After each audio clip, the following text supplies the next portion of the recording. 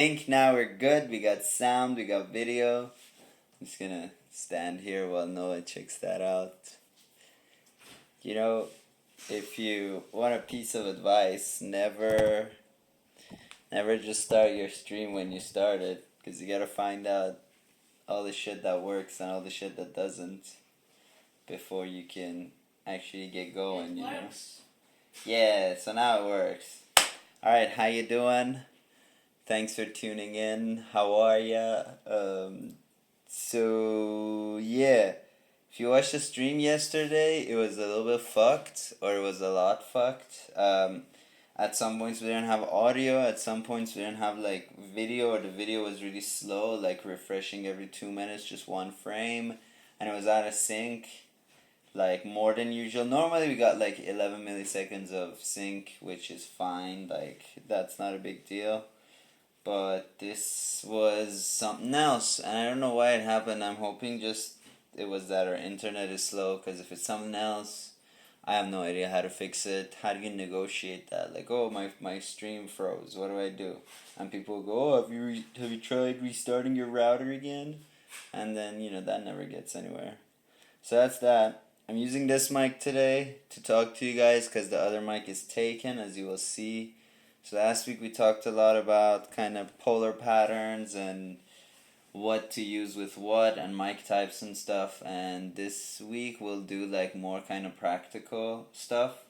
As in, I'm going to show you guys how to record like a jam session or just any kind of music at home using one mic, and then we'll move on to two mics, we'll move on to three mics, four, and then six, and then eight, and then 12, and I'll tell you guys how it's ideally done. I went to Snarky Puppy last week. They were great. They're like a huge influence to us, I think, in terms of like how they do things.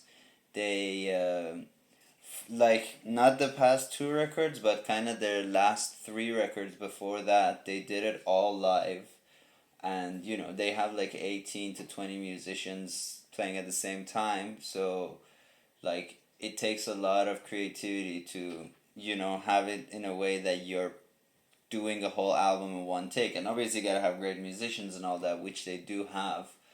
But and it helped them in their career to work with better musicians who may not who may not be able to dedicate themselves to do like a whole month of recording and mixing as most bands usually do. But they can, show up to a few rehearsals and then one day just record it, like bang it all out. So I like these guys a lot. And also I saw that they used weird miking techniques, which is also cool because, yeah, like a lot of people who are like educated in the field of audio just think that it's like the Bible, like you gotta do it the exact way that they say. And I'm gonna show you how it's all bullshit and you should do your own thing. And I know, like, if you're like, oh, well, if you record at home, it's not going to be as good as a studio. And it's like, yeah, obviously. But also, there are socks that cost like $15 and they're great and they don't tear and they don't stretch. But there's also like $1 socks, which a lot of people use.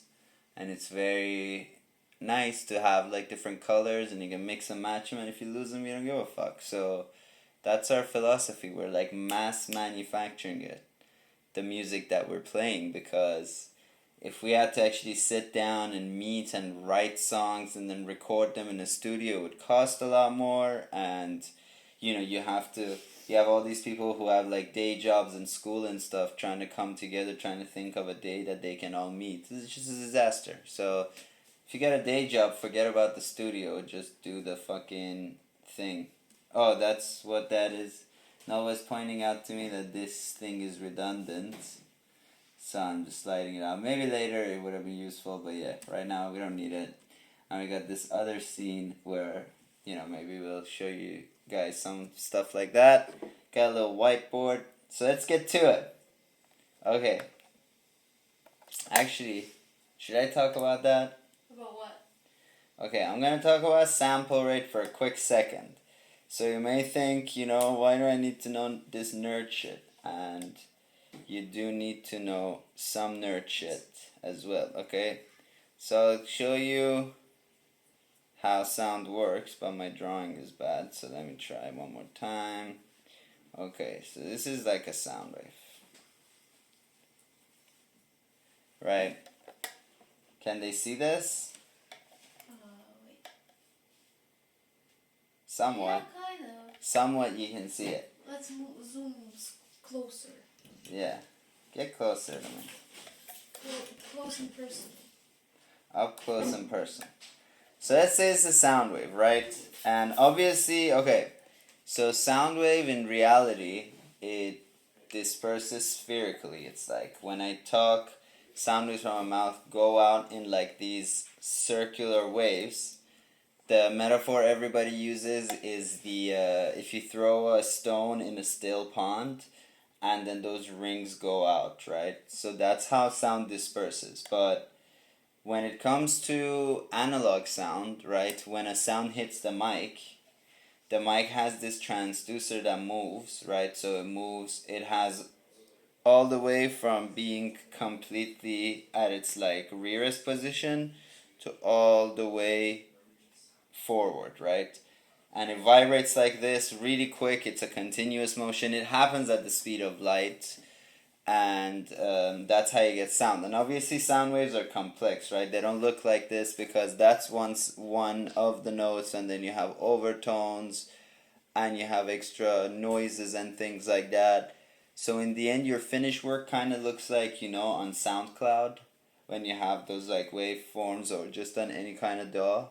That's what your sound looks like. So what happens in the box, i.e. what happens after you plug in via USB to your computer, is that this data is interpreted. Basically, your audio interface takes like a snapshot of the electrical charge in the cable based on your sample rate X amount of times per second. So the music kind of CD streaming quality is 44.1 kilohertz, which is 44,100 images per second. And these like sonic images are then played back, and our brain perceives them as continuous audio. And it works the same way that cameras work, right? You have a camera taking 24 pictures per second, but once we show you those pictures in succession, your brain perceives that as a moving video, even though it's just a bunch of still pictures. And you may say, okay, between 24 and 44,100, there's a lot of gap. Like, do we need that many samples of audio to give the illusion of continuous sound? And the answer is no. You need about 10,000, right? With 10,000, most people are incapable of actually perceiving it as not continuous. People conceive it as continuous audio, so it's totally fine. But why we need all those extra samples for, is to capture the whole frequency spectrum. So there's this thing called the Nyquist theorem, which the Nyquist theorem goes, the number of samples you have divided by 2 is the maximum frequency you can hope to capture realistically and accurately, right? So 44,100 divided by 2 is 2250. So 2250 hertz is the highest frequency you can accurately depict using 44.1, which is higher than our threshold of hearing, right? So what this means is, every sound goes up and down, up and down, up and down. So you need one sample at least for it going up, one sample at least for it going down, right? And then because we stack frequencies on top of each other, sometimes you may have something that's 15K, but it's on top of a 7K, on top of a 3K, etc., and it keeps going. You need more samples for that as well. So film people use 48,000 hertz, right? And that'll give you up to 24K accurate depiction. And then it keeps going, right? So you have 96K, you have 192K. And I've seen musicians like talk about moving up to 92, and I'm just like, why? There's no reason that I can see to do it. And I'll tell you why, because in sound design, when we record something in 92K or 192K, what we're planning to do is to pitch shift that thing like 2 octaves, right? So I want to get like the voice of a human growling and pitch shift it 2 octaves so it sounds like a horrible monster growling.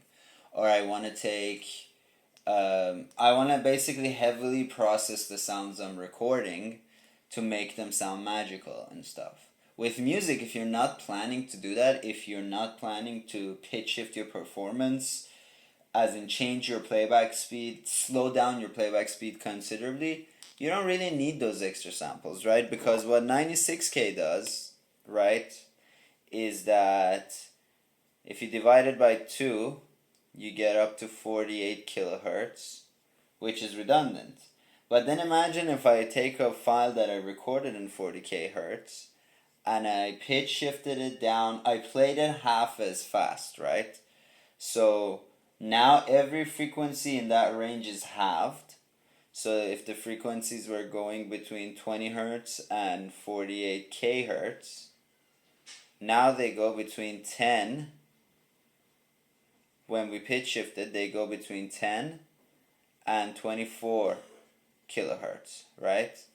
And what you gotta notice is that, okay, we'll lose 10 hertz there because we can't really perceive 10 to 20 hertz as sound, and there's some extra on the top. But the reason we do this is, for example, if I were to do the same thing to a 44.1 sample audio, it would only accurately, or it would only contain frequencies of up to 11K, which is a little bit dull sounding, right? So these extra frequencies allow us to do that, right? To have more frequencies once we pitch shift everything down, right? And then another consideration is that not all mics can actually capture sound above the audible range, but there are mics that do it, and again, it's a sound design thing. So if you're doing music, I can't see why you would need to go higher than 48. It doesn't really give you more quality. Yeah, it just doesn't give you more quality, man. Like, I don't know what to tell you. And then your other consideration is the bit depth. So what bit depth is if frequency is measured by samples and the accuracy of your frequency is measured by samples, your dynamic range is dictated by your bit depth, right? So when you have 16 bits, or actually let me back up. In digital audio, everything, every sound, every channel that you open up, every fader that you're looking at goes from minus infinity to 0 full scale. We call this the full scale loudness measure. So you will see dBFS, right? And that means digital audio. So don't confuse that with when people say, oh, an airplane is 120 decibels, the engine of an airplane. That is sound pressure level. That is physical sound in an acoustic environment, right? So then those SPLs are taken by microphones and then they go into digital audio, they become full scale. So that's how we measure loudness of digital sounds, right? Because you can record an engine really quietly and then it won't be that loud as 120 dB SPL. You can represent it like that. So anyway, so you got minus infinity to 0. And your bit depth dictates how much space you have between these two values, right? Because as soon as you turn on any channel, as soon as minus infinity is what we call digital voice. It's digital void. There's no sound. But as soon as you turn anything on, even if nothing is playing, you're already hitting, minus 100 or minus 90 dB, right? Just by a system that's completely not making any noise, but it's just turned on, right? So the range from here to here is dictated by your bit depth, right? So at 16 bit, you have 16 ones or zeros to represent a sound, right? So that image that you captured can be like at 0, 0, it's close to infinity. At all zeros, it's minus infinity. And then at all ones, it's at 0, right? So again, you have 16-bit and you have 24-bit, which 24-bit is what most people use. 16-bit is CD quality, loudness, and you may notice that CDs sometimes don't sound good when it's like a quiet part of the music. Or maybe you didn't notice it. Maybe you've never seen CDs because you're 15 and CDs are totally obsolete. But, in streaming we use 44.1 sample rate and 16-bit because, again, the smaller your sample rate and the smaller your bit depth, the smaller your audio file, right? The smaller the data that you're capturing and processing. And that is good for streaming because, not everybody has like great internet, right? So you want to do it efficiently, right? Which is the same reason why I tell people that if you're doing music, you don't need to record 96K because, yeah, like they go, what's the harm? What's the harm in recording 96K? The harm is that you're filling up your hard drives twice as fast. If you're a studio and if you have a really fast kind of turnover, you're recording every day and some other people are mixing every day and there's all these files going. You'll fill up your hard drive twice as fast if you use 96K for basically no reason, right? It's to no detriment to your sound if you record in 48K, unless you're pitch shifting. So just be wary of these things. And yeah, that's bit depth. Now we have 32-bit float, which is awesome because 32-bit float lets you have the best of both worlds. You have a really high dynamic range, but also you can adjust it afterwards, after you record it, or if something clips, you can just turn it down. That means that gain staging becomes really easy because at any point in your chain, if you have a clip, you can just go to the end of your chain and turn it down until you're not clipping anymore, and you're good. So, again, you'd never want to distort the mic's transducer. If you do that, there's nothing. If the sound going into your device is fucked, there's nothing you can do in the device to unfuck it. But if you are digitally clipping, 32-bit float gets rid of that. And there's a lot of DAWs like Ableton and Reaper that already process in 32 or 64-bit float, which is why you will see something clipping in your master, but it sounds good, so you just turn down the master and it just basically works. That means that no real clipping occurred in your sound, just digital clipping. Alright, so let's get this show on the road. So for a really long time, we recorded the jams using just one mic. So we've been doing this since January of 2019, and at the beginning we were just using one mic. First of all, we weren't really streaming. We were just kind of hoping to have something we can listen to later. If a jam was really good, we can like hear it back and transcribe it. If there was a nice riff, if there was just like good chemistry going on, right? So we used just one mic. And the one mic we used was the AT2020, which we talked about. Alright, let's get over here. Do you wanna help a brother out? Nova, ladies and gentlemen, is gonna help me out. This is the part of our house you don't see. This is Matt. He's, subbing. There's a cool band called Washers. Check out. That's right. On every platform. Single All Oak the Hill platforms. out, and the album is out in November 1st. November. Remember that and stuff. You guys should do a no mustache or mustache something. I don't know. So, ignore these for just a second right here. This mic is what we used for 7 months to record the jams.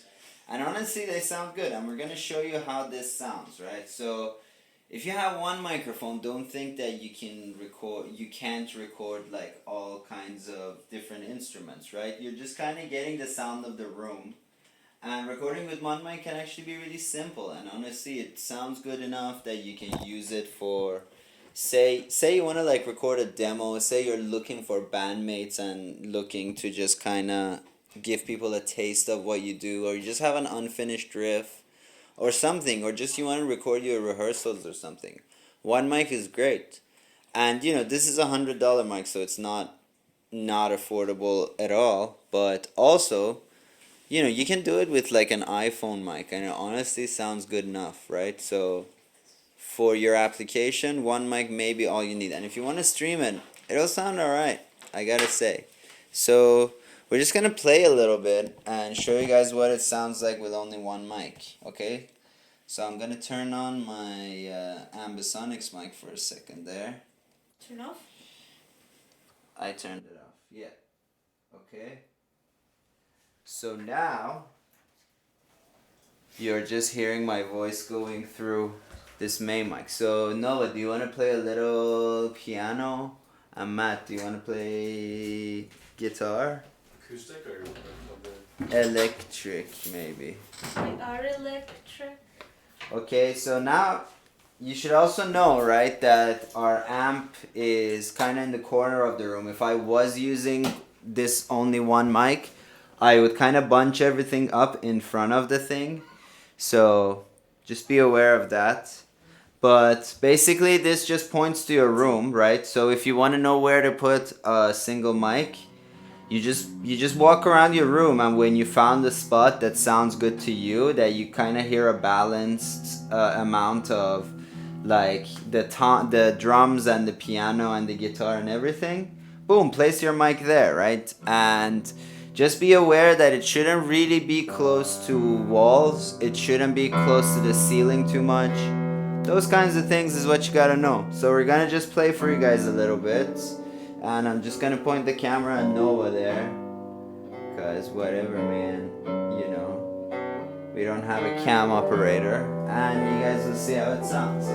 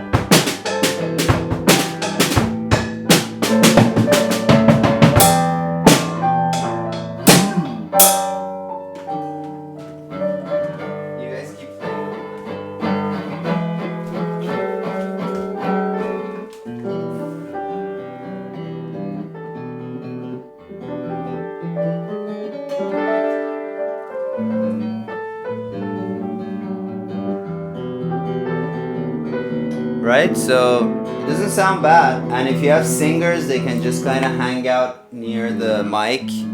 And if you have like kind of louder horn instruments, they can stay further back. And if you have, don't put it next to drums. You can put it closer to the piano because pianos are quieter, right? So you can do those types of things.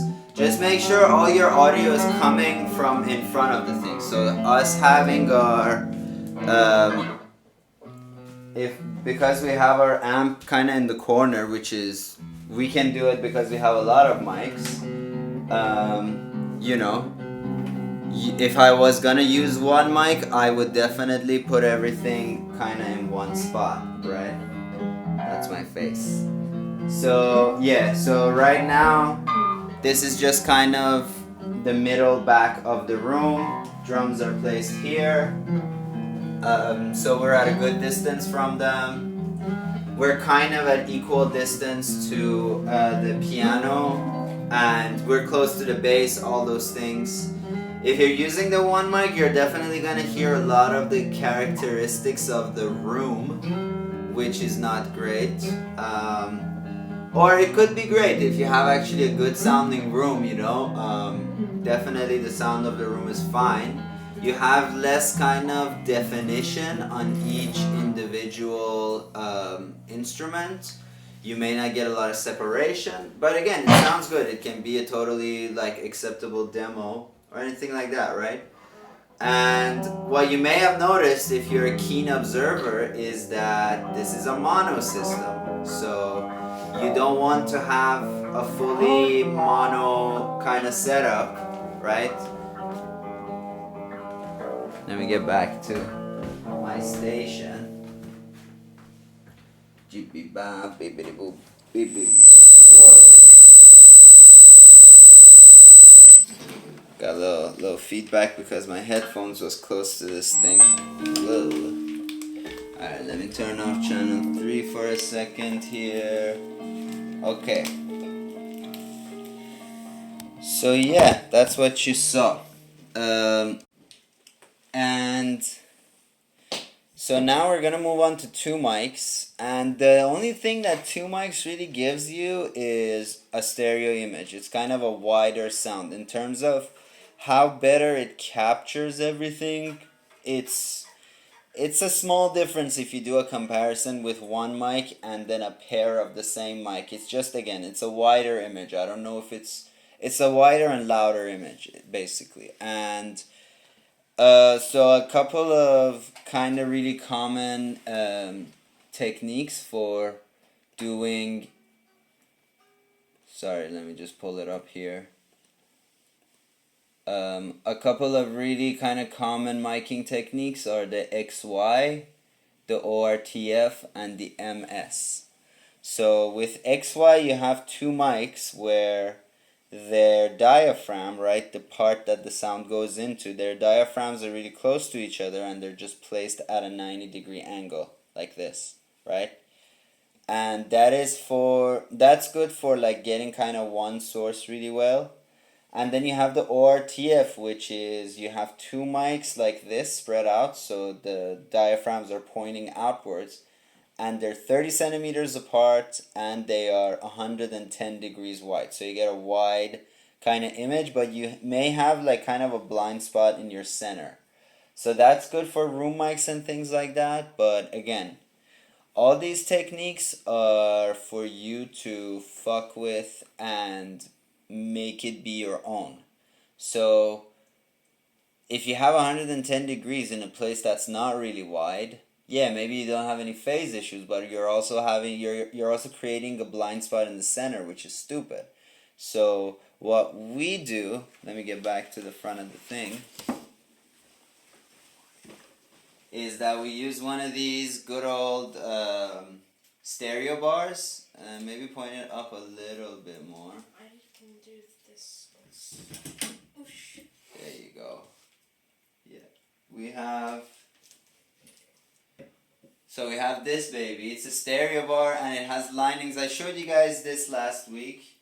So this kind of again, when I'm trying to get the sound for here, 110 degrees is way too much for me. I'll just be getting a little bit of this wall right here and a little bit of the kind of entrance to our house, which is just the kind of washy sound, right? So I don't want that. I want to actually get the instruments. So what we figured out is that if we put this here, point one kind of roughly in the direction of the drum set, and one roughly in the direction of the piano, and it used to be that our guitar amp stood right there next to the piano. That's kind of the better sound. Do we have some phasing issues? Yes, definitely. But again, we're getting more of the straight signal, so that's better, right? Remember, compromise is the name of the game in all of these endeavors. So that's two mics. You get a wider kind of stereo image. Let me guys show you how it sounds. Okay.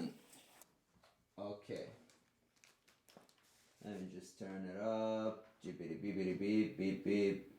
And obviously, when you have when you're doing stereo miking, you need to remember two things. One is that try to use two of the same mics. I'm just trying to be in the middle. So use two of the same mics, and even you need what we call a matched pair. And what a matched pair is, like, even two mics of the same brand could be slightly different, but a matched pair, they were built to work as a stereo.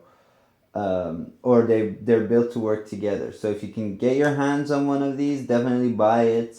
They're usually cheaper than buying two of the same mic kind of separately. So yeah, no brainer, man. So you see that we have a wider image. If I go kind of a little bit to the to my right or the mic's left, you'll hear me in your left. If I go a little bit this way, you'll hear me in your right. What we have is kind of, we're getting the point of view of the mic, so we don't have to actually, you can flip those two and then your right will become the mic's right and your left becomes the mic's left, but whatever, man, this works. So let's just play a little bit like this and see how that sounds. Like, Noah, can you play the drums just so I can figure out the level?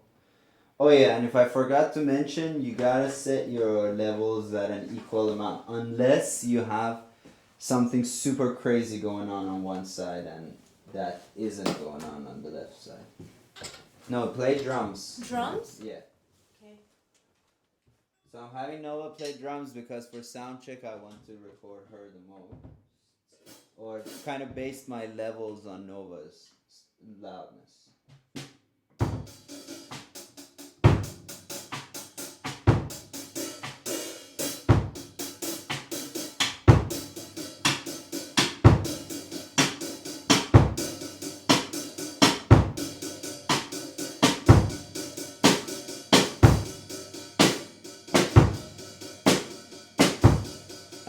So this is about the right level.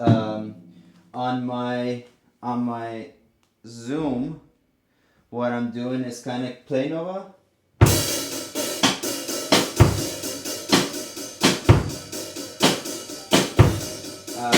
I wish you guys could see this better, but don't play for a second. Yeah, you can't really see it, but I'm kind of using the kick as my reference. So if the kick is at around minus 15 dB, that's usually kind of the good level for the rest of the drum set. And then from there, we build it up from there. So with kind of really sparse miking techniques, like one mic and two mic and three mics, really the way you make it sound good is for people to control their dynamics. And because, you know, if the drummer is playing too loud for the piano to be audible, there's nothing I can do to rectify that, right? So just kind of be aware of that and all those things. All right, Noah, go play drums. So Noah's gonna play drums, maybe I'll play piano, maybe Matt plays some guitar. Let's see how stereo it sounds.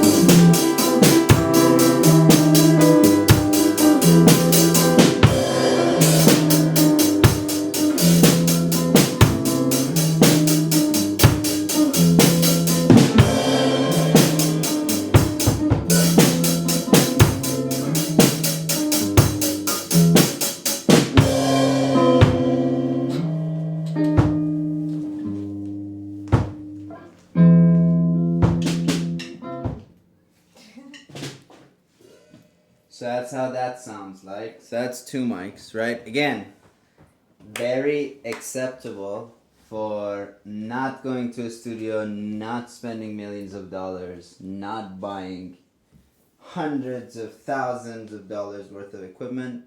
It's fine, right? But then, if once you get to 3 mics, that's where you get a lot of kind of you're actually kind of able to capture the room, but you're also able to get more of a focused center, right? So when you have 3 mics, so now I'm gonna take basically both these 2 mics and put them in series, right? Let me adjust the light. We're very short-handed here, you know, because our DOP is all like making a film and shit, which is good. No, it's good. You know, we wish her the best of luck. All right, so now I have the AT2020 on, and that's giving us a nice center. And I have the other 2 NTG3s on as well. I'm just seeing that they're a little bit slanted. Again, slanted doesn't matter. Just kind of, what I usually do is I kind of try to think if I go a straight line from the very tip of the mic where I'll end up. And when I go this way, I'll get right to the middle of the drum, like where the floor tom and snare is. If I go that way, I kind of hit the middle of the piano, kind of closer to its far right side, which is good because the far right side of the piano is quieter. It's higher frequencies. The notes on the very kind of far left side, they're so bassy, they already come out and they travel well, right? So this is kind of like a riff on the mid-side recording technique. So the mid-side recording technique normally is you got a cardioid mic as your center, which we do as well, and you have one figure 8 mic, and a figure 8 mic usually, figure 8 mics look like this mic in that they have kind of a symmetrical look, so you don't know which way is the front, because they have like, they kind of record in this pattern. So if you look at the capsule, it has 2 kind of patterns like that. Let me show you guys. Why am I trying to draw on air like a fucking idiot? Here you go. Alright. This is a figure 8 mic, or they call them bidirectional in this video, or in this picture that I found out, right? So the mic is placed here and it gets its right side and left side kind of at the same time, and it has a clear blind spot on its front and on its back, right? You want to show this picture? Oh, it's showing. It's showing, you just got a lag, right? So, and then imagine the cardioid, right? So what happens is you take the bidirectional or the figure 8 mic and you place it sideways. So imagine this rotated 90 degrees and you put this in the middle. So the figure 8 gives you a left and right kind of really wide image, and you have a center as well. So normally with stereo recording techniques, we're recording left and right. With mid-side, you're still using 2 mics. You're just placing them in a way that one becomes your center and one becomes your left and right. And this is great for like field recording. You get like a really wide thing if you're kind of on top of a cliff, like looking down on the jungle, right? You just want a really wide image, and MS works the best that way. It's a little tricky to monitor because obviously you can't really tell one mic to go to the side. So there's this kind of like routing matrix you can do in a DAW where you put the center in the center and you put the side mic to be kind of not center but just a little bit to the left and right.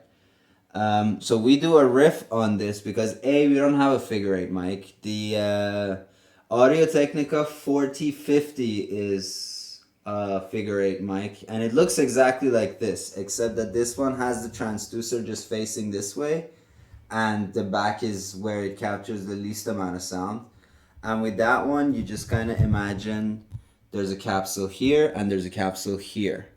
And that's really good for like, I don't know, I know voiceover artists use it so they can have like both actors in the same room kind of looking at each other, playing off of each other and shit. man or whatever it is these actors do, right? But also, yeah, that's one way you can use it. So instead of using one figure eight pattern, we're using two shotgun mics. So, and that's this pattern, right? So imagine that one of them is pointed one way and one of them is pointed another, and those are our sides, and our center is the cardioid, right? And a shotgun is great because you can really kind of customize it based on how your things are placed, right? So again, that's why you see this pointed at the drums, this pointed at the pianos. All three of them together, they work pretty fine. And I think like our first jam, we used something like this. Then we really quickly just got our hands on a bunch of mics, so we don't have to do that anymore, which is great. Sorry about my sound as I move about the room. But hey man, donate to us. Maybe we'll buy a lav. I'll wear a lav. Who that is watching us? Great. That's great.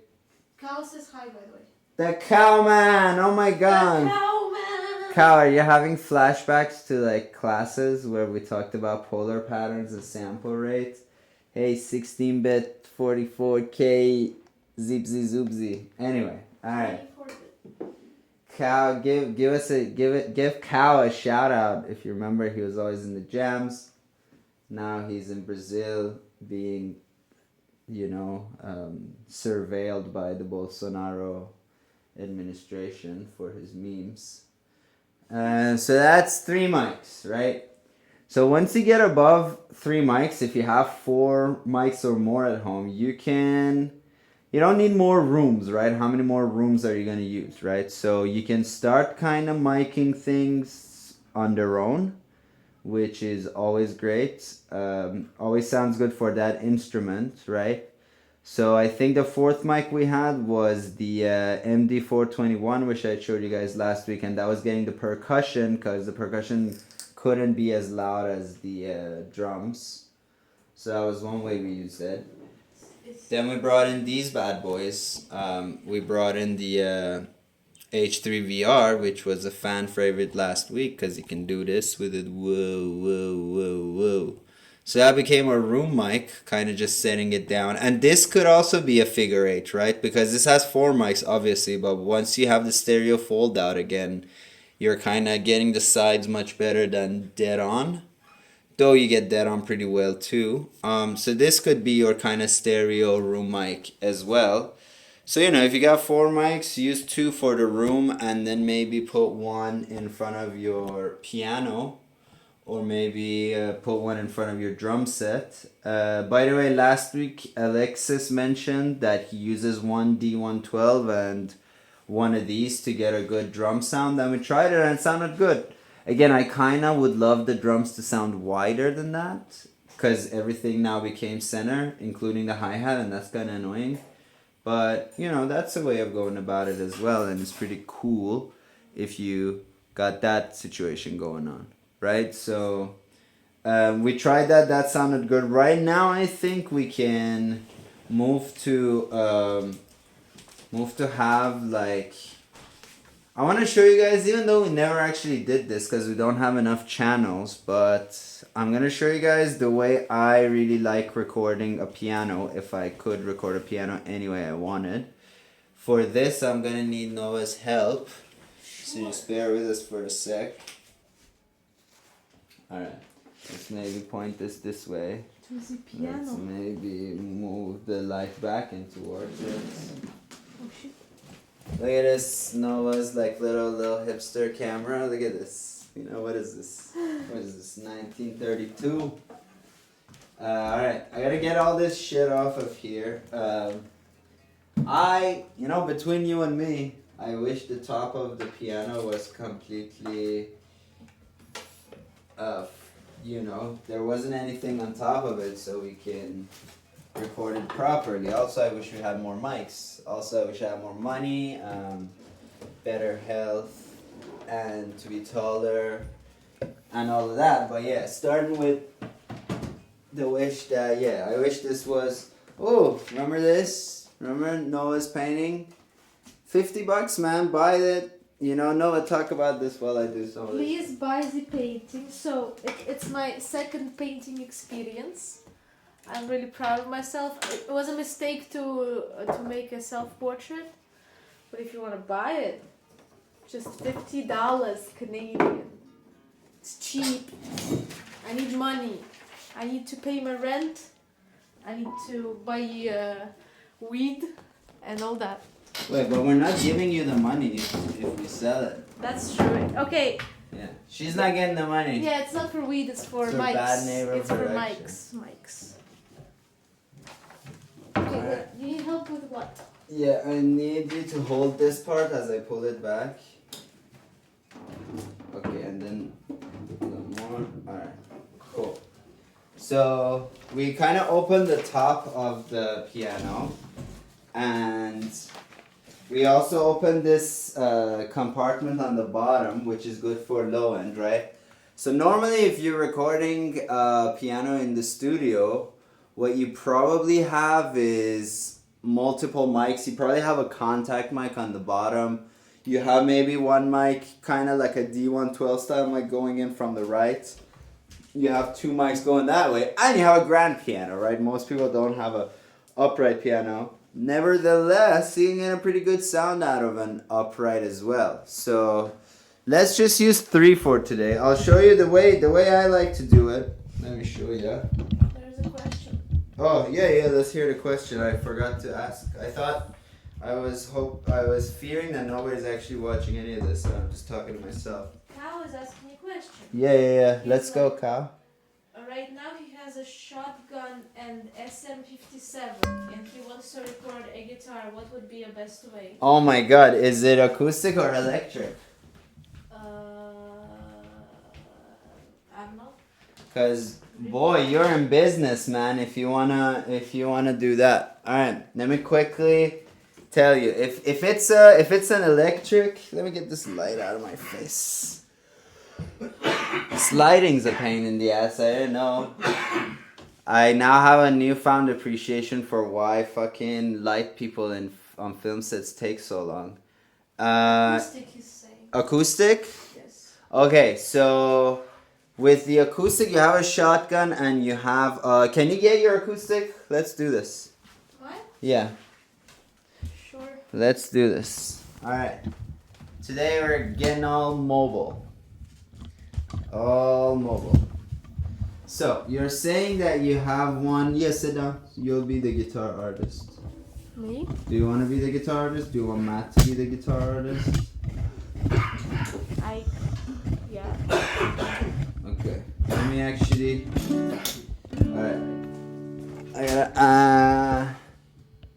Let's do this. Let's turn these two off. Because I don't want you guys to hear all kinds of noise in your thing. But you know. Alright. So many raps. Should do a whole episode on how to rap things. Because, you know. A lot of people need it. Let's just say that.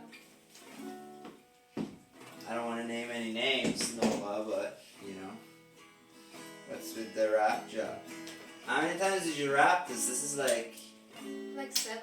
when this happens by accident, people complain about cables and they go, when do we go wireless, man? But you walked into that situation like, yeah. Alright, so come on.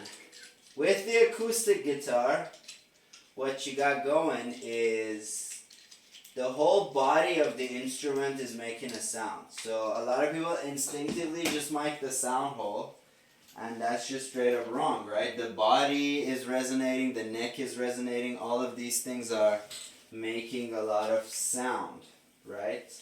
And if you want to capture that accurately, you need to record it in that way. So obviously you don't have like the ideal setup, but you have a really good setup. So you have an SM57, which I think we have one lying around, or maybe Adam took it home. I'll check it out in a second. But basically your SM57 is not very directional, so the best place to put it is somewhere where that doesn't move a lot, which a lot of people kind of opt for the neck for their less powerful mic. they used to record the sound of the neck. Yeah. Let me get this part off here. You got that, Kyle? Yeah. So basically this is what you have. I'm assuming you have an NTG3 or something like that, like a shotgun like that. And you have the other one. So I'll show you two methods. If you had a condenser, I would say mic the sound hole like that. But what we can do is, Noah, put the guitar on your lap. Okay. So a lot of the sound of the guitar kind of travels up. So if you point your shotgun mic at the sound hole, but from above, that's not a bad way of capturing it. And let me get another stand and show you where I would put the other one. So I put the next one. Yeah, entertain them, Noah. Hey, that's a guitar.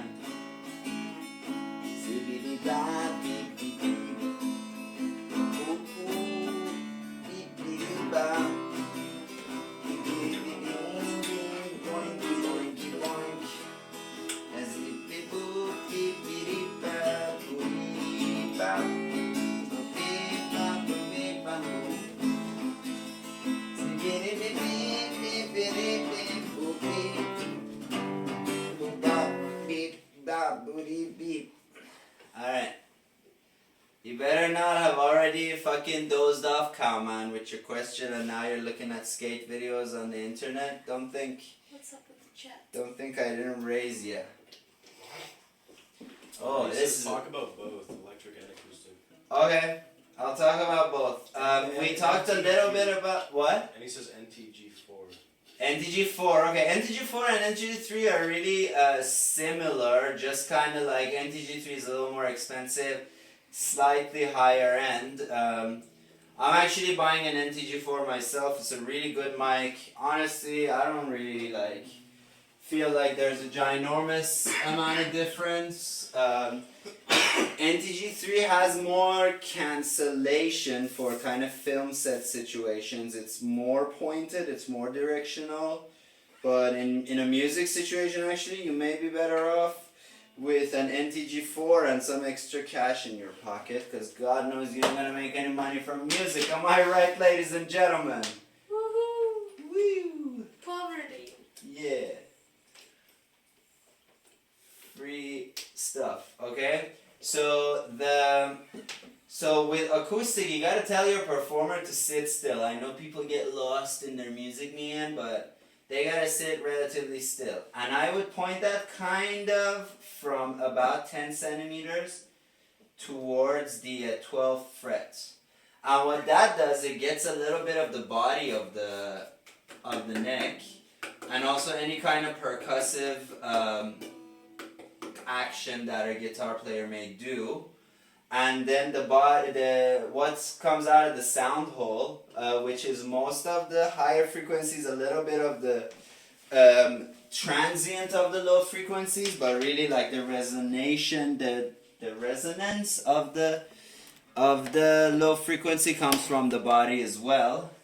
So yeah, so if you have like a bassier mic, or if you have a more low end mic, that could be better off on the body. So that's about 10 centimeters. This is about, I would say, like 40 centimeters. I gotta hear it to see what it sounds like. So let me see what it sounds like. I actually don't know which mic. I took the right, so that's number 2.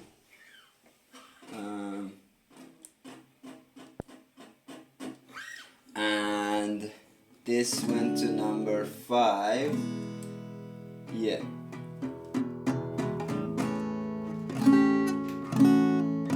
Yeah, so this is basically the sound, so I'll show you. This is what the shotgun is capturing. It does get a lot of the neck movement, and the strings are new. I turn this up further.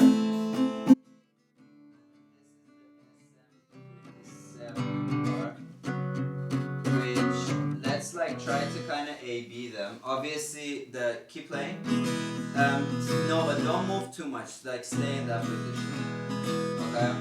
So yeah, tell your guitar player to get comfortable because they're gonna sit still. The more still they sit, the better. So, this is number 2.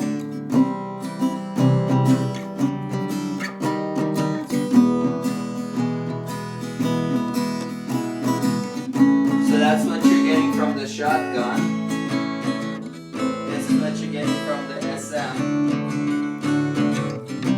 And this is what you get with both of them together. Pretty loud, pretty nice. You can also pan them. So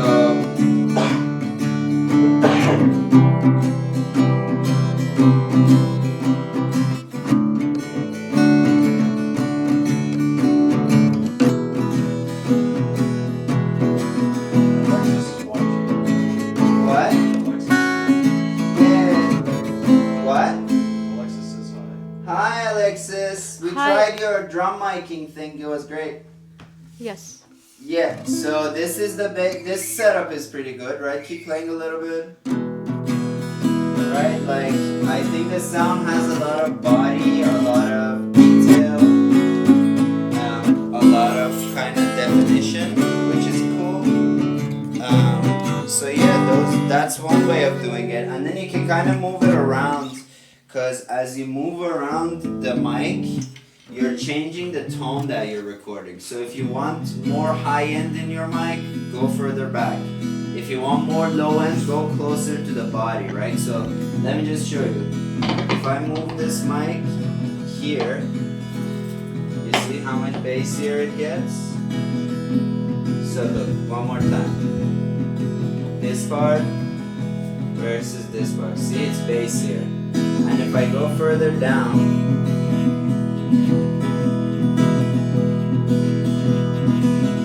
sharper and crisper, right? And the same thing with the other mic, right?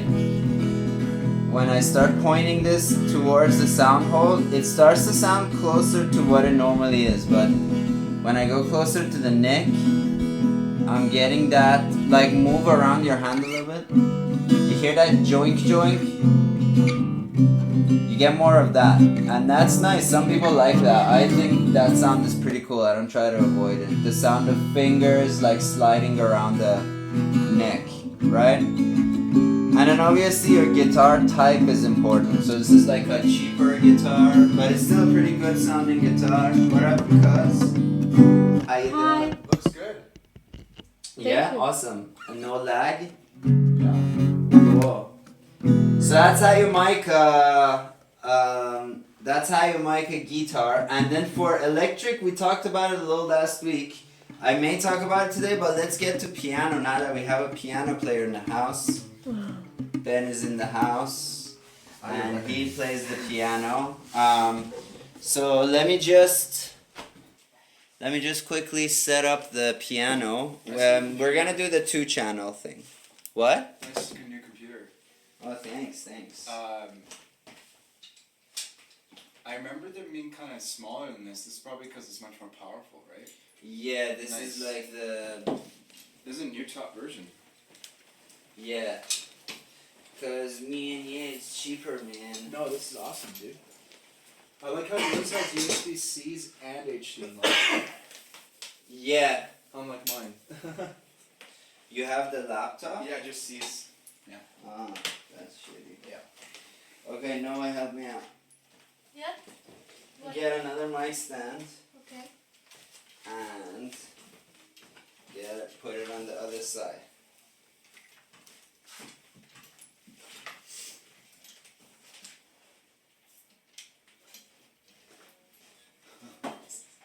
Okay. So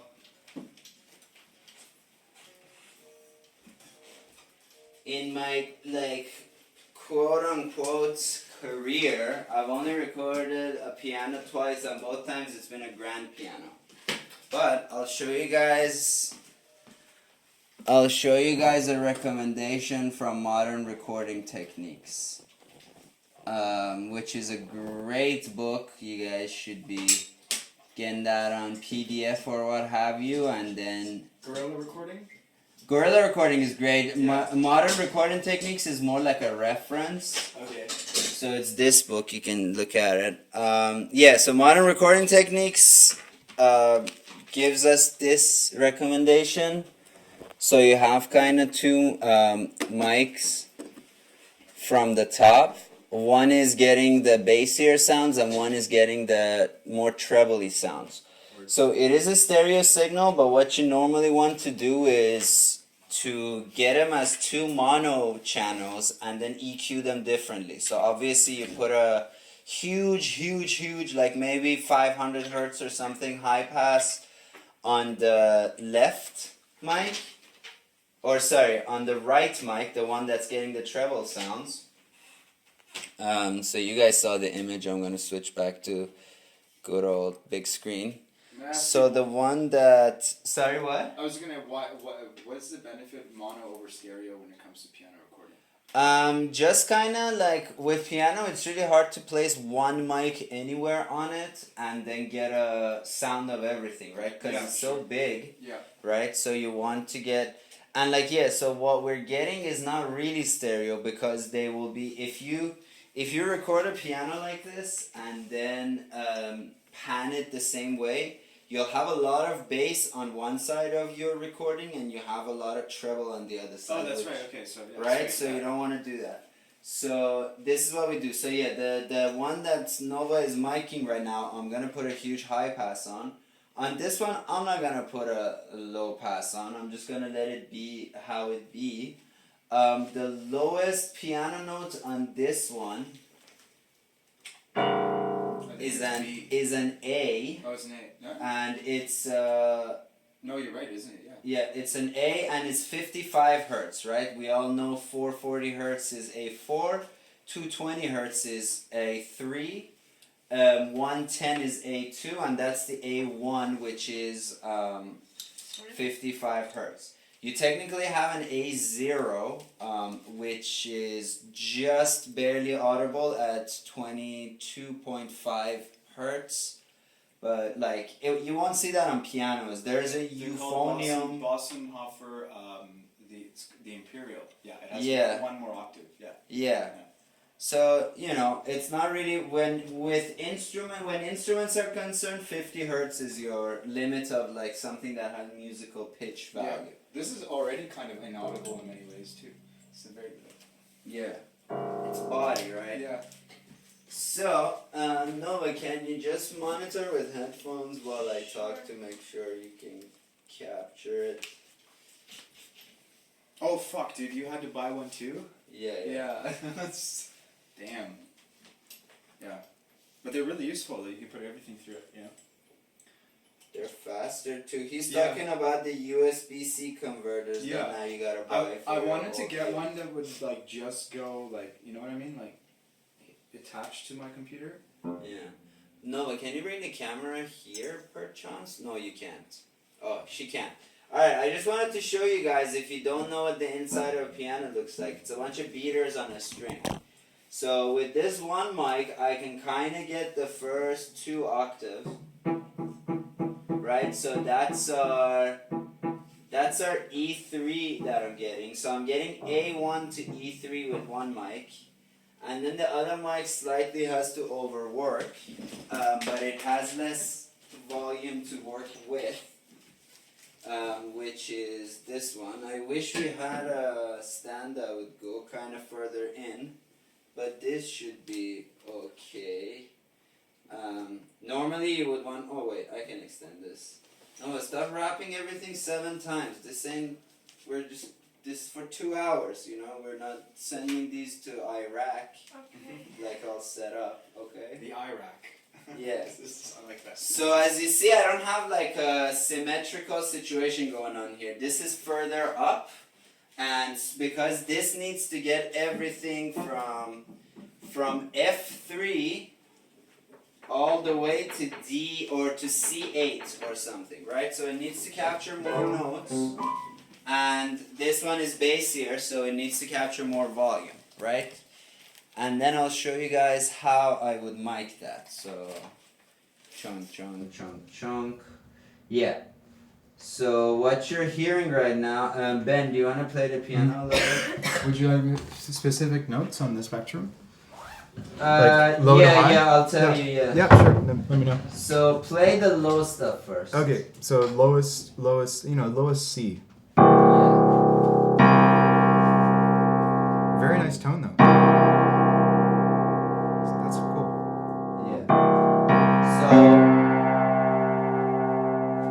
So what you're hearing now is the left mic, the mic on your camera left over there.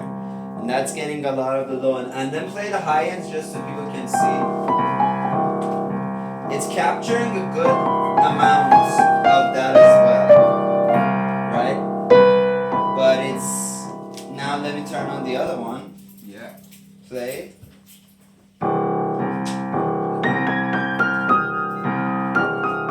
Right? A much clearer high end is what we got now as well. So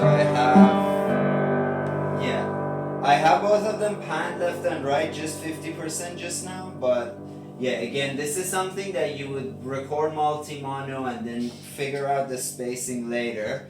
I would actually love it if, and I'm gonna do it. I'm gonna put the low mic completely center, and I'm gonna put the other one in the direction that I want to pan the drums at. So if I'm panning guitar right, I'm probably panning this left.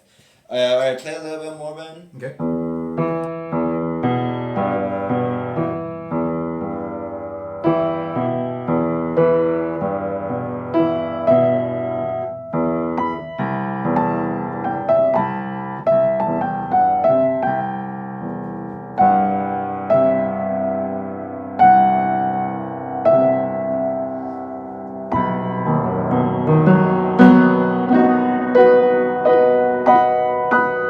That wobbly sound you guys just heard was me putting the filter on it.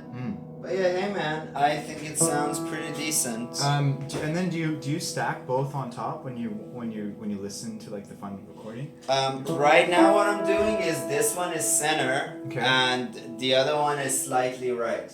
Cause low frequencies, you don't want to ever pan only on one side of your recording. Sure. Cause low sound is more intense, so it makes your recording slanted, if that makes sense. And for dynamic recording, if somebody were to have this setup, would you tell them not to use the mute pedal because of the drop in level? Oh, so that is a good question. Also, just one thing that happens with pianos is when you mic them from the bottom, which a lot of people do, you hear the pedal. You do, yeah. But that's fine. Like in a big band recording, Yeah. you wouldn't disturb. In In a concert recording, classical thing, again, you'd be aware of it, yeah. Yeah. And you'd like oil up your pedals. Or Do you really? That's pretty cool. Yeah. Yeah.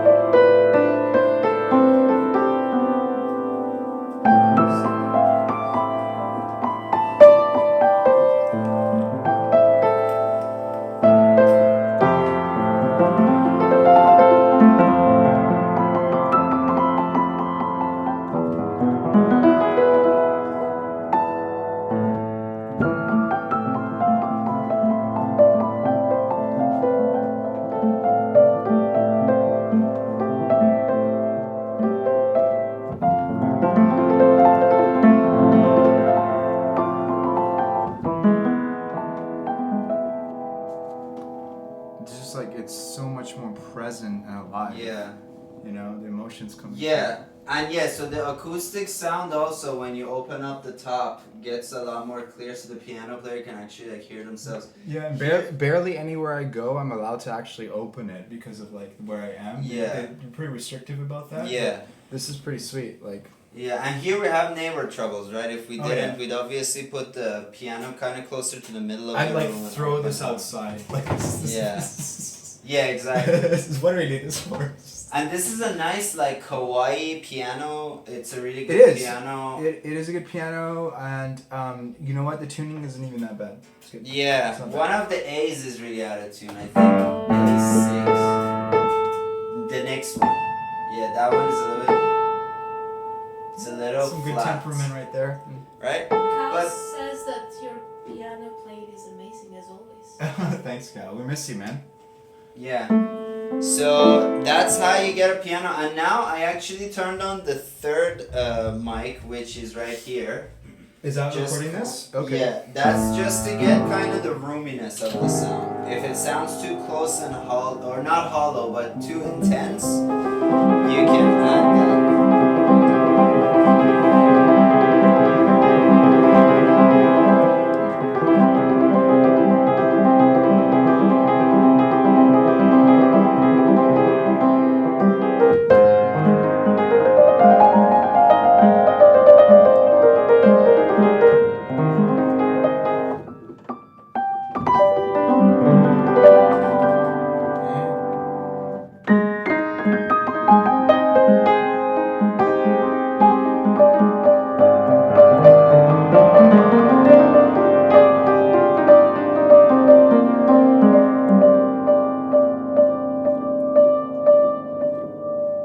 Alright. Cool, good job, Ben. Thank you. So that's yeah, so once you get to more than 4 mics, just kind of try to know, do you want to, let's go back behind the desk. Yeah, Alexis says you should take all the front from the piano. It shouldn't be that difficult.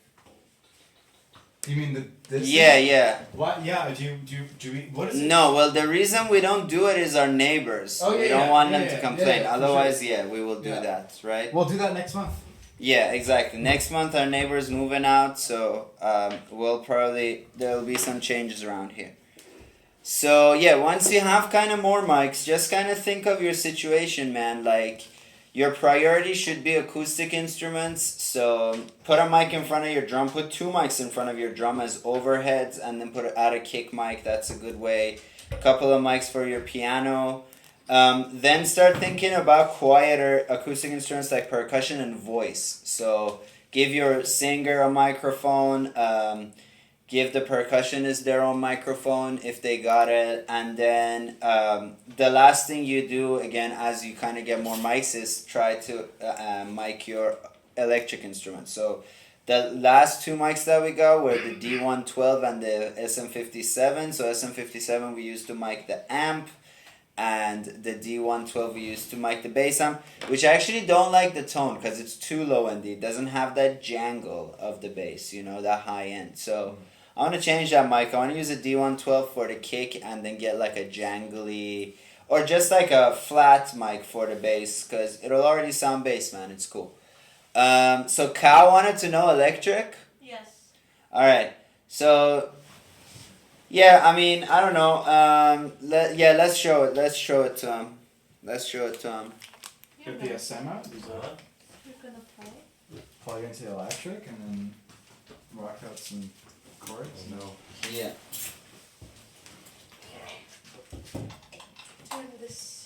Guys have that tune in? It's in my room on my guitar. You can grab it if you want. Yeah, this is way out of tune. But Just play. wait, Play in let- tune. let me- Play in tune. Let me mic it up before you do it. So a couple of things you should know there, Cowman, for electric is that, okay, you get a flashlight on your phone or whatever. Am I in the shot? Yes. Okay. You get a flashlight and you locate where the speaker is placed, right? So on this one it's really obvious because it has kind of a dusty outline. You can see it, right? But usually the middle of the speaker is kind of where you get the the brightest sound. You don't want the brightest sound. You want to be slightly off the center. So I'm very close, maybe I'm like half an inch or 1.5 centimeters from the grill of the amp, and I'm just pointing it that way. And another thing you should know is with guitar, your signal is different than a mic guitar or than a mic signal, right? So when you have a mic signal, it's a balanced signal. With electric, you have those jack cables and they're unbalanced. That means they don't have a ground. That means they pick up noise from electricity around the house, just the general wiring around the house. all the electronics in your area, including the amp and your effects, are all giving it noise. So the two things to do about that, A, is get a buffered pedal. A lot of people go, why do I get a tuner pedal when I can use a clip-on? Well, tuner pedals usually are buffered pedals, which means that they take that noise out and they even out your sound. So it's a good practice to have a tuner kind of in your pedal board, and that reduces the noise. When the length of your cable increases, your your high end frequencies decrease and your noise increases. So your sound gets more dull and more noisy. So you want to use the minimum length of cable. So for example, if you have a really huge pedal board with all kinds of wires going into each other, that's all adding noise. So if you're actually doing a recording where you're using two of them, actually just use two of them, right? That's in a studio recording. In a normal kind of pedal board recording, yeah, you're gonna lose some high-end frequency, which again, kind of pro musician address with freaking with a buffered pedal. There's a lot of buffered pedals, DIs, all kinds of things to make it less noisy. So that's for electric. Let's hear it.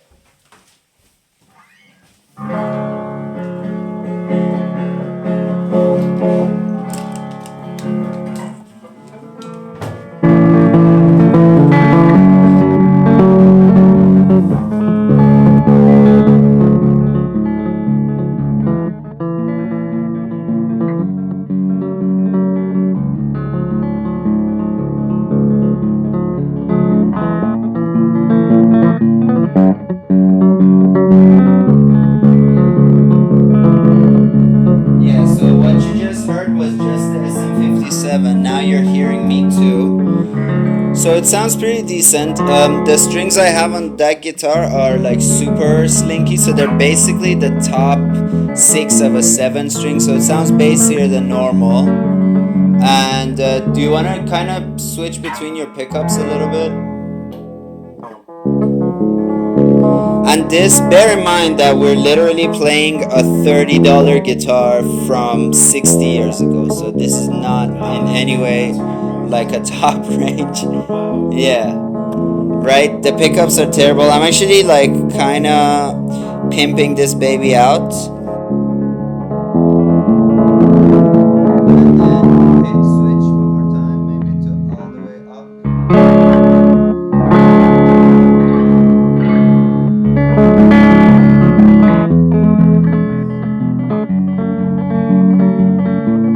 Yeah, so right now I'm at about -12 peak. Now I'm turning on my mic so it's louder. And then yeah, like it's pretty good. It doesn't have a lot of noise. Let's check it out one more time.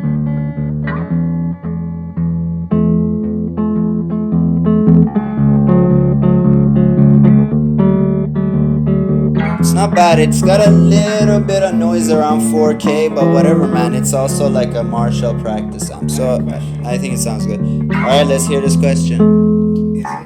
Is it more ideal to record your signal completely neutral and then post-process effects, or get analog effects in your recording? Depends on what you want to do. If you're recording an album, you can go both ways. I like the sound of my pedals, and like if I want to then buy a bunch of plugins to make those same sounds, then why did I spend money on this stuff for, right? Yeah, for sure. Yeah, but if I'm adding EQ, compression, all of those things at post, cause For the sake of malleability. yeah, exactly. Cause you don't like, you may compress your sound and it sounds good, then you add drums and it's drowned. Yeah, exactly, right? Or yeah, you may just Neutral tone, right? yeah. Play with it. So yeah, for a studio situation, you want to record a very neutral sound and do it up in post. If you have delays, pitch shifts, like a whammy pedal, those kind of fluttery, warbly things, if you have a pedal for it, by all means use it. If I wanted to record that signal and a DI at the same time, And a what? a DI. Yeah, that's good too, yeah. How do I do that at the same time? You get a DI box, and DI boxes have like an input, an output, and a throughput. Okay, So you put the input, then the jack goes to the output, then the DI XLR goes to the Sounds like mixer. not a bad thing to have. Just in Yeah, case. yeah, I'm getting one actually. Yeah, sweet. So if you don't know what a DI is what people call a direct injection pedal, which don't get excited if you're into heroin. It's not direct input. It's Direct injection. Oh, damn. Yeah. Right. So what a DI does is it turns an unbalanced signal into a balanced signal. So you got a jack and it goes into the DI box and it comes out XLR. And XLRs have 3 pins, right? Because they are grounded. That means they have a ground connection, so they relieve all the noise that they pick up from electricity. So they sound better and more stable and stronger and louder. So that's why you get a DI for. If you have a bass or a guitar, definitely have a DI box. One thing I really suggest is the JHS Pulp and Peel pedal, which is $187 Canadian, so that's about $150 American, and it's one of the best compressors I've ever heard, and it's one of the best DI boxes I've ever heard, and it has a ground lift, so you can use it on your pedal board just as a compressor and a ground lift and a buffered pedal. And you can use it as a DI in the studio, and you can not use the compressor if you just want to use the DI. And it's very cheap, very compact, very beautiful, made by GHS Pedals. I love that brand, and they have a really cool YouTube channel where they're like, I don't know, the CEO or whatever talks about pedals, and it just melts your heart, man. Okay, do we got any more questions? Two down. That's right. That's because the string gauge is thicker. And the tension's going to be more appropriate for. Do you have more questions, Nova? No, I don't think so. What? How long have you been doing this? I'd say a little more than an hour. Okay. All right. Let's then. I don't know. Is there anything else I want to talk about? Acoustic guitar. Yes. We just did before you came in. Yeah, I mean, I would talk about the bass, but again, the bass and the guitar are exactly the same way that you mic the amp. You just use a different mic for a bass, maybe a kind of fuller toned mic. And also, yeah, if you have a DI, have your DI out as well as your amp out, and that's pretty good. For drums is its own episode, right? And we don't have the kind of mics to record drums, but one day we'll do it. One day we'll just rent a bunch of mics and do that. Is there expensive mics that exist that are capable of recording the whole drum kit like nicely? No. No, right? That's too good to be true. Because the problem you have... The bleed? No, not the bleed. The problem you have is you want things to sound close. And so if you have a mic that's really powerful, you put it close to one thing, the other it will be louder than all the other things that you can turn it. Yeah, so with drums you want to have as many mics as you want. This is the same thing with piano. You can get a piano with one mic, but it'll be better with more. And the same thing for drums. And then remember my sock analogy. I like my sock analogy. There are $10 socks. I'm not saying these are the best recording techniques, but there are $1 socks, and you're not worried if you lose them. So this is what we got. We get our sound real quick. We sound check in about 15 minutes, and then up to like 12 people play, and it sounds decent, man. And we do it every week. So if we had to spend more money, spend more time, do more kind of like acoustic treatment and make our house look ugly, then, you know, maybe people won't be into it so much, i.e. the people who live here. So this works, right? So whatever, man. And yeah, we can keep upgrading your ideal situation, and that's where you get to like Snarky Puppy's We Like It Here album that they recorded live. They mic the acoustic instruments. They got a lot of mics. So they mic their horn section, they mic their piano, they mic their drums, and then the guitars, everything that's amped is in another room. The amps are in another room, right? And they're being mic'd in another room, routed back to the mixer. All their electronics, their synths and their keyboards are plugged into the mixer, and all the acoustic stuff are in the mixer. So in the main room that everybody's staying, they're only hearing the drums, they're only hearing the horns and the strings. They're not hearing everything else, like they're not hearing the guitars and the bass and the synth. And then those are in separate rooms, not bleeding into the acoustic mics. And then everything is routed back from the mix through a mix to people's headphones. And they have wireless headphones. They have like 40 of them. So there are these like Ethernet receivers that can send out 10 different mixes to 10 different headphones. And they probably have 3 of those for the band, so 30 members or something. So they have like, they all get their different mixes, or at least each section gets their own mix. And then probably they have one kind of crowd mix where they give all the rest of the crowd, they just give the same mics. And then there are these wireless consoles that plug in through Ethernet, and they have plugins and throughs. So you just kind of route one of them to your computer and the rest route to each other, and you create buses and you send them like that. So that's how they do it. They monitor the recording from a different place that they're recording from, so they get a clean recording. They all hear what's going on. They don't make the sacrifice we make of hearing less of what's going on so the mics don't clip. Right? That's the ideal situation, but that costs a bunch of money. So, hey man, donate to us. We'll get there very quickly. I know how to set up all of that. All I need is the money. And, you know, we'll put our own money in this, but if you guys donate, it'll be a lot better and quicker, right? $5, $1, whatever, man. Like, whatever. Are their monitors wireless?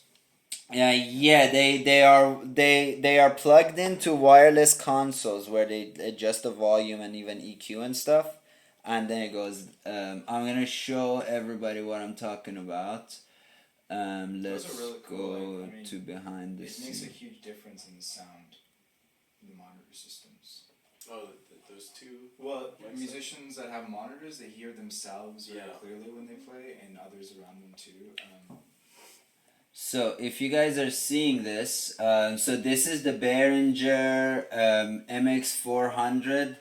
This is a headphone amp where basically you go, the out goes into one of the like from your mixer you get like a signal, like a monitor out, and you put it through here, and then you have 4 plugs where you plug in your headphones to. And then you just have volume controllers for that. So you can't give people a different mix, but you can give 4 of the same mix to people, and they can just control the volume. And the problem with this, obviously, this is cheap, this is great, this is $40, right? The problem with it is, where do you put it in the room so that everybody can be close to it, right? Because you don't want a bunch of people walking with headphones around and their cables are tripping up other people.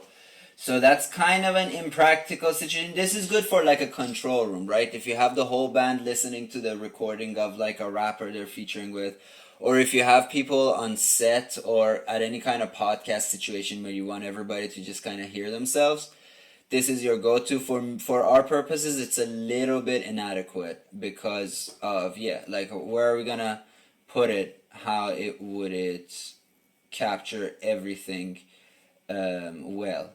Then you got something like this, which is higher end. This has 8 channels, and you can do different mixes. You can send them to different buses and get slightly different mixes, but again, you don't have full customization, and that's $200. Then you get this kind of situation. This is a PreSonus 4-channel amplifier. So you get 4 channels of audio. So if you get one of these, and that's $140, and then you get a bunch of the Behringer stuff, maybe you can kind of give 16 people like a few different mixes. So you give 1 mix to your horn section, you give 1 mix to all the guitar players, you give 1 mix to people who are sitting close to each other, and that's your kind of next option. And then the highest end of thing, when I was working in a studio, we had these, and these are amazing. So they plug in via, let me show you guys, maybe. Amazon never knows which angle to take a picture from. I don't give a fuck about these 2 angles, man. I want to see the back where all the plug connections are, Amazon. If you're listening to this, Jeff Bezos, fucking get on Get that. your shit together, Bezos. What a failure. So you have the back of these things has an in and a through. So you have a LAN like Ethernet, sorry. You get an Ethernet connection into one of these, and one of these can become the master, and then you can have as many throughs as you want where you give the same mix to people. So whoever's getting a custom mix, or the first person getting the custom mix, gets an in from your amp, and everybody else gets the through. And the cool thing about this is, As you can see, this can actually, you can adjust the EQ, output, and volume of 16 separate channels. And that's not on the master, that's your mix. So if you're the drummer, you want to hear your cymbals not so much, you turn it down, it doesn't affect the mix. If you're a singer, you don't want to hear the drums, you just want to hear the guitar, you do that. If you have too much low end in the bass, but you still need the bass as a guide, you can just adjust the bass. So this has limiters, EQ control, all kinds of like presets and stuff, so you can quickly toggle between. And this is perfect. But again, How many headphone slots? This has one, so you get one per one of these, and these are $285. But that's what Snarky Puppy would have. So the drummer has one of these. They can adjust the channels as they want, or they just get a custom mix probably from a mixer. And then if like there's a second drummer, they can feed through this one and just get the same mix. And then you get a bunch of these. You got yourself a party. And that's like the highest end of things where, you know, by the time we get to have this stuff, we hopefully will have a better location and all kinds of things like that. So that's the ideal situation. For now, I was wondering if it was possible to use an app on your phone and Bluetooth headphones to put your phone near the instrument you want to hear better. you won't have zero latency. You will have latency. So you'll play and then you'll hear it in like 40 milliseconds. That won't work. Yeah, for most people that doesn't work. There are people, I had a friend who was, he was like a church pipe organ player. So those people have to be geniuses because if you think about it, when they press the keys, air travels through the pipes. But when they press the keys, that's when the air is released. That means when the sound comes out, it's like a good 1.8 seconds after they play it. So when you go to a church and they have a real church organ, you have to think that person's a genius because they're playing something, they're hearing it 1.8 seconds later, but they're keeping in rhythm. They're not letting that disturb them. They're just reading through the music. And if you stop or if you think about what you're hearing, about the kind of discrepancy between what you're playing and what you're hearing, you're fucked. So you're at the chorus, you're in a different key, you're hearing the verse, now you're at the chorus, you're already in the middle of the chorus, right? Your sound is just lagging 2 seconds behind you. Most people, after about 40 milliseconds of latency, can't play it. You can't kind of analyze you're going down, da chicka chicka daka chicka daka chicka down, da. So if you were hearing those chicka chickies like 30 milliseconds later, you're fucked, man. How are you going to play it? Yeah, that's the bulk of it. I don't know, man. I want to show you guys how we do the stream, but like nobody's asked questions about that. So why don't we just do that when people ask about it? What do you think? Right? Call it a day. Any other questions? I'll stick around here for like one more minute for anybody. Yeah. Where do we donate? Oh, you can. I'll let you know. We gotta set up our PayPal, which we always forget to do, but I'll let you know, Cowman. And Cow already donated cash when he was here, so you know other musicians that are coming over here, throw us a couple bucks, you know, and share and all those things. You know, give us a like. We're thinking about spending money on promotion, but if people promoted us, we could spend that money on gear. So I'm just saying, man, like, either Mark Zuckerberg takes our money or some like audio company that would fix everybody's life, right? Or Mark Zuckerberg can like help another populace get elected. The choice is yours. Straight up. Should we kill it? Roberto says. Oh, Roberto says what? He's watching. But Oh. The fella. the fella. The original. Oh. I want to talk about vocals for a second, because we talked a little bit about vocals, right? But we didn't talk too much about it, right? Noma? Yeah. You guys have a 7 here? Yeah. I don't know what's going on, but I'll stand there for a sec while Arya is doing something. Hi. I'm on TV. Okay, I'm getting you. So, if you wanna, yeah, we did talk about it. Use one of these for vocals in a live situation. Use a cardioid condenser for non-live situation. because you don't want to get bleed into your thing. Imagine if the drummer's here, you're speaking into the mic. If it's picking up a lot of that, it's not picking up a lot of this. Also, So use one of these. as a singer, do you have to be aware of the distance of the mic if you're moving when you're singing? It changes. Yeah, definitely. Especially when you are. Because those mics change, right? If you move. Yeah, they change quite a lot. So I have this on right now. Let me turn everything else off. Right, so we did this last week, so I don't know why I'm doing it, but yeah, if you go back a little bit, ooh, considerable change as I move around. And also this direction, right? I see a lot of singers going like this. Is it bee-be-de, boo-be-de, boo-be-da-de, boo-boo-boo. And they're just coming in and out, right? So what the engineers do when they see a singer like that, they crank the fuck out of your sound. And then what happens is when you're dead on, which doesn't happen so often, you're way too loud.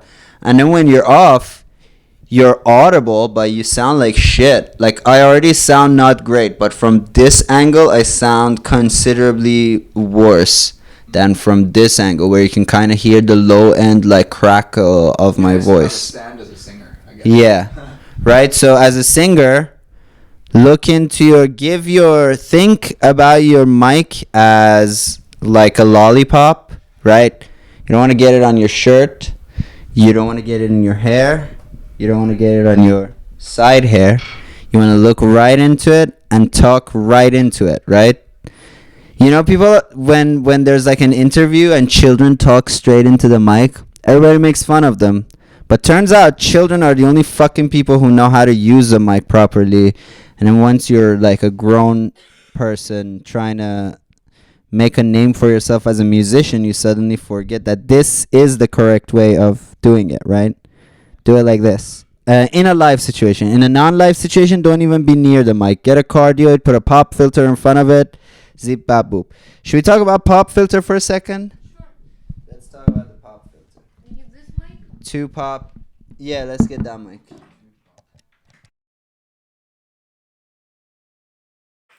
Bam. Bam, wham, bam. Everything's fucked. What is this? Yeah, because you wrap everything like 10 minutes. I rap because I'm a rapper. I almost killed everyone. Where's, oh.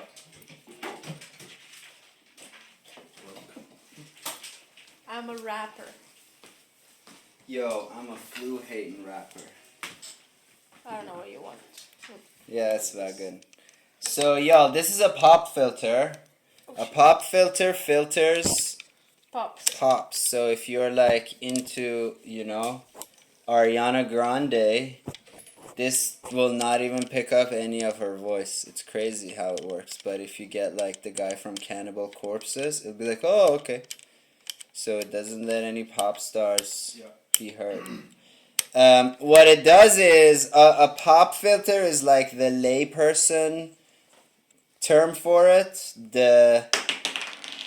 What engineers call it is also a pop filter, because, you know, we're not a bunch of fucking snotty ass people talking about mammograms and sonograms and shit, man. We just call them like we sees them.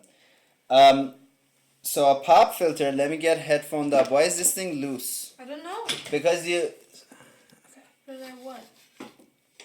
Okay, here we go. It's still slanty. Can you just put your leg on it for 2 seconds? So I can do this thing. Oh, I think it's this. Alright. I think it's this one right here. No. Sorry. No, it's just, I don't know. Oh, because you gotta turn it. Turn it so that two... Okay, this is actually a great lesson to be had. Let me give this lesson to people. So a couple of things about things that you think you know how to do, but turns out nobody does. As you can see, our mics are wrapped around the cable twice. The reason for it is twofold. Reason one is a lot of motherfuckers are coming here drunk and high, or just generally nonchalant about how much this gear costs. So that's number one. And number two is, if somebody steps on the cable, and the cable moves from here, you hear this low end bump, right? But from here, if it's pulled, the mic isn't moved, like its position doesn't change, and also it's fucking, you don't hear any noise either. So that's why we wrap them. Another thing is, mic stands usually have 3 legs. And what you gotta do is you use the 3 legs to offset the weight of the microphone. So wherever your microphone is, one of the legs is completely parallel to it, going the same route, right? So my mic is here on parallel with this leg, right? With the front leg. So my front leg and mic are exactly aligned. And then the other 2 legs offset the balance of that. So this part is heavier, so you don't have stoopage, right? So now we don't have stoopage because I just turned this a few degrees. So whenever you see a mic isn't standing right, 2 places where you can balance it. One place is here, where you just kind of, again, this is offset as well. This part is a little heavy, but this part is heavier, so this part has to be shorter, this part has to be longer, and then the leg is the second part. Alright, let's get to the pop filter action. So when you're recording vocals in a studio, what you have is people go, hey man, I'm Peter Piper. How you guys doing? What's the P word? Poland. Petrovich. Why is it not happening? Oh, because it's not on. Haha. I'm like, why am I not actually getting pops? There you go. Plosives. Peter Parker. Pennies for $1. What's a P word? Give me a song that has a lot of P's in it. Penis. There you go. Should have thought of that earlier. Penis. Peninsula. Pizza Pocket. Petroleum. Peter Piper. Pandemonium. Yeah. So this Peter Pan. This like popping sound that you hear, I call it the podcast sound, because God knows, even if you're like a world-renowned comedian, once I tune into your podcast, you'll be like, hey everybody, how you doing? My name is Peter Gregson, and I keep hearing these pops. Fucking Joe Rogan, get your shit together. Right? So this is what we call a plosive. A plosive is a sound that you make with your lips. So P, B, to a certain extent V, but V has a different sound you gotta get rid of. So because you're kind of trapping a lot of air in your mouth when you say the word P, you trap air in your mouth and then you them out, right? The air hits the diaphragm and it explodes. So it has a sound that distorts the mic, it's noisy, and it just sounds bad. And it sounds very noticeable too, because you have a nice singer going, oh, I love you, all that stuff, please. And then once they say P from the please, suddenly their sound becomes much less pleasant. So that's why we have a pop filter. So pop filters get rid of it. So now I can go Peter, how you doing, Peter? And it's totally fine, right? And the reason is that the air that comes out of there is like blocked by this, but the frequencies, the audio actually travels through. And the best way so you don't want to put your pop filter, or you don't want to get too far from your mic, right? And with the pop filter, you just created a barricade between yourself and the mic. So as you can see, you're hearing less of me. So the way to know where to put a pop filter is that you practice on the back of your hand. You get the back of your hand and you say a bunch of P words. You go, Peter Piper, Pied Piper, petroleum penis, right? And if you can feel the air coming out of your mouth as you say P, then you gotta get further back. Peter Piper pees on penguins with his penis, right? And then once I'm here, so about at this distance, at about 30 centimeters, I'm no longer feeling the air, right? So that means that I can get this far from my mic and be fine. Peter Piper, Peter, see, I got no problem. But I want to get closer to the mic. Peter Piper, Peter Piper.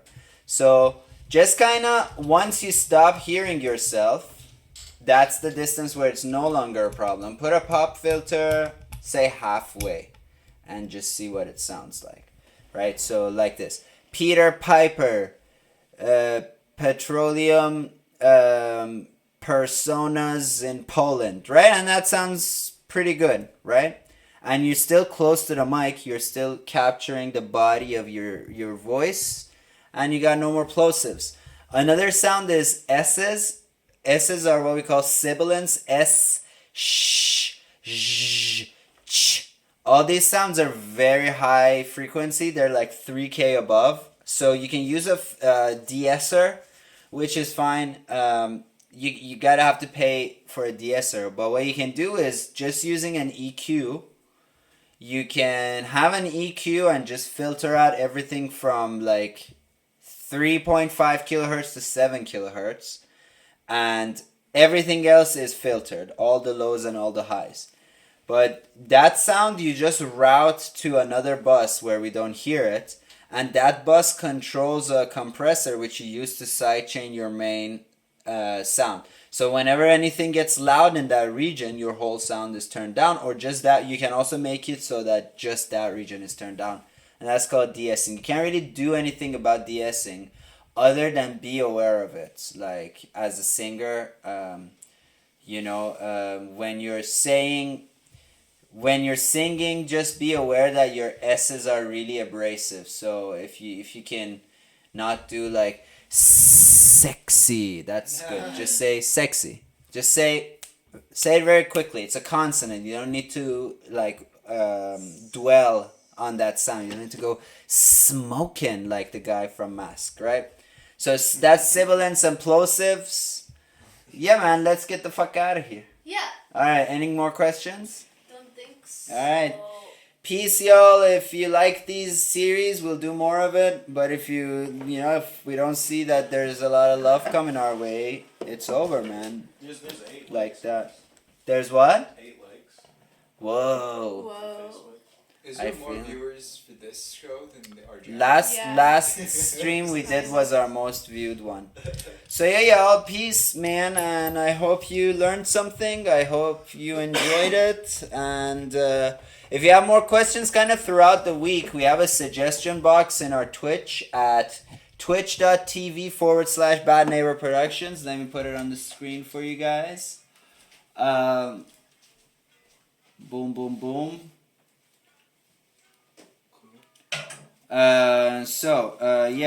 Go to twitch.tv/Bad Neighbor Productions. That's neighbor with 1 O, the American way. And that's right here. If you wanna...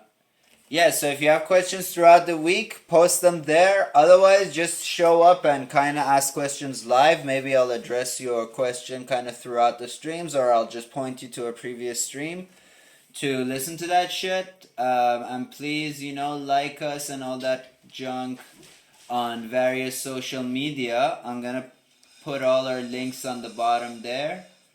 And also, if you appreciate this, just spread the word, because we don't want to pay Mark Zuckerberg a bunch of money just to get recognition. We would much rather have the fine people of the internet just kind of telling each other about us. And, I don't know how much help these are for you, because, for example, with YouTube, we don't have our own link. So, with any social media... search for Bad Neighbor Productions, neighbor with 1 O, no U. And you'll find us, and keep in touch and show us some love for this or the jams, whatever you like us to do more of. And we'll do more of that. And if you don't do it, we'll fucking stop, man. And then you're gonna have to pay for film school or whatever to learn all this stuff. Or go watch tutorials where they tell you a bunch of bullshit that's not true. I know, because I watch a lot of tutorials, and then I go do some of the stuff, and then people go, oh, that's stupid. Like the sample rate thing. Why nobody understands the sample rate is that all these idiots on tutorials, they're like, oh, it's a lot of complicated math what sample rate is about. It isn't. You just use the highest you can. You don't. Right? So we talked a little bit about that. So yeah, man, get your info from me. I'm like the Alex Jones of audio. Alright, see you guys later. Bye. Nova, say bye. Bye. Let me Matt, say bye. Ben, say bye. No, you're already buying. No. No, I didn't stop it. You want to say bye? Yeah, I Say wanna bye. say Just bye. don't break everything. Okay, sorry. I want to say bye to Alexis, Roberto, and Cal. Yeah, show your painting one last time too. Okay. Please buy this. I will love you forever if you buy this. $50. I mean, look at it. It looks great. It's got like weeded shit on it. Yeah. You guys like weed, you millenniums, and your weed and your skateboards. Buy it. And you guys like coloring your hair different colors. Look at it. It's beautiful. And you know, it's like maybe you don't see it in the camera, but like the detail on the smoke is incredible. And this light is very like gradient, like going from really bright to like greenish.